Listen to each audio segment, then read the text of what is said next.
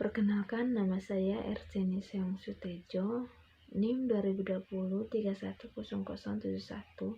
Prodi Agribisnis. Tujuan saya membuat video ini untuk menjelaskan materi tentang analisis jaringan kerja untuk memenuhi ujian akhir semester riset operasi. Yang pertama, saya akan menjelaskan tentang analisis jaringan kerja. Definisi analisis jaringan kerja merupakan suatu perpaduan pemikiran yang digambarkan dengan satu jaringan yang berisi lintasan-lintasan kegiatan dan memungkinkan pengelolaan secara analisis. Analisis jaringan kerja memungkinkan suatu perencanaan yang efektif dari satu rangkaian yang mempunyai interaktivitas. Yang kedua, keuntungan dari penggunaan analisis jaringan kerja. Keuntungan yang pertama, dapat merencanakan satu proyek secara keseluruhan. Yang kedua, penjadwalan pekerjaan dalam urutan yang praktis dan efisien. Yang ketiga, pengadaan, pengawasan, dan pembagian kerja maupun biaya. Yang keempat, penjadwalan untuk mengatasi hambatan dan keterlambatan. Yang kelima, menentukan kemungkinan pertukaran antara waktu dan biaya. Analisis jaringan kerja menggunakan dua metode, yakni CPM dan PERT. Yang pertama, CPM atau Critical Path Method. Yang pertama, digunakan dalam mega proyek atau proyek yang memiliki tingkat kompleksitas pekerjaan yang sangat tinggi. Yang kedua, digunakan jika hanya merupakan suatu yang penting dalam proses perencanaan dan pengawasannya. Tetapi, waktu dapat diperkirakan secara lebih baik dan biaya dapat dihitung secara lebih akurat. Yang kedua, PERT atau Program Evaluasi and Review THQ. Yang pertama, pemecahan masalah yang melibatkan banyak pihak dan pekerja yang berjalan secara bersamaan dan saling terkait.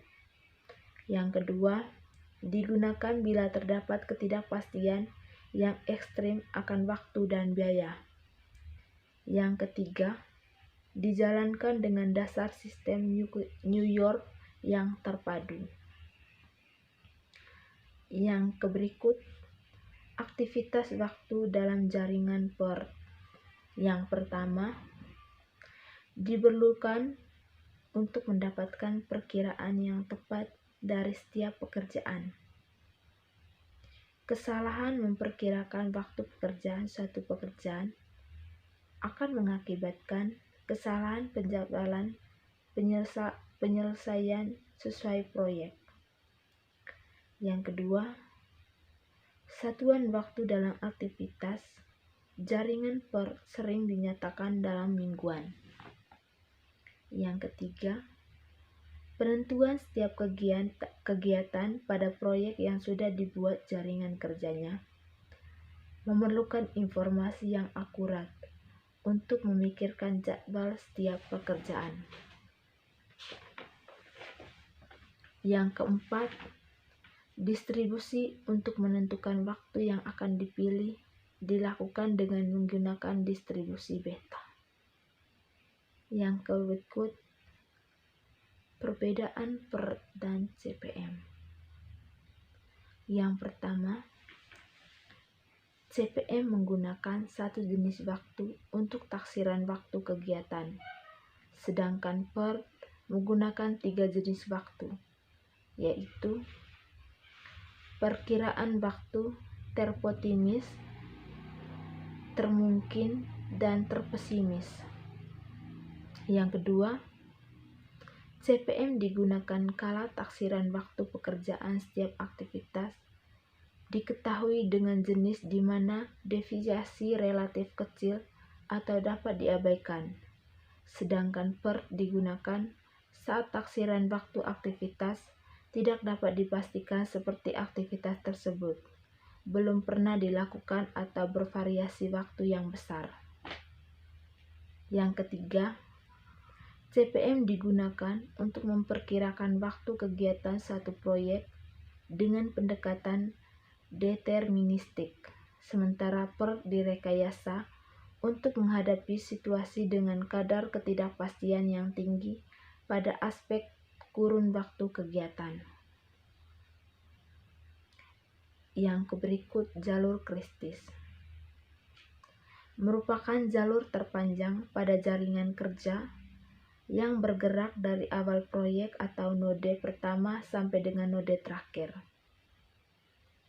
Untuk mempermudah mencari jalur kritis dan jalur kerja yang sangat banyak, digunakan metode. Yang pertama, ES atau Early Start Time, waktu awal yang paling dini. EF atau Earliest Finish Time, atau waktu penyelesaian paling dini untuk setiap aktivitas jaringan kerja. EF sama dengan ES tambah T. T sama dengan waktu harapan. Cara perhitungan jalur kritis. Yang pertama, NI sama dengan nomor kejadian.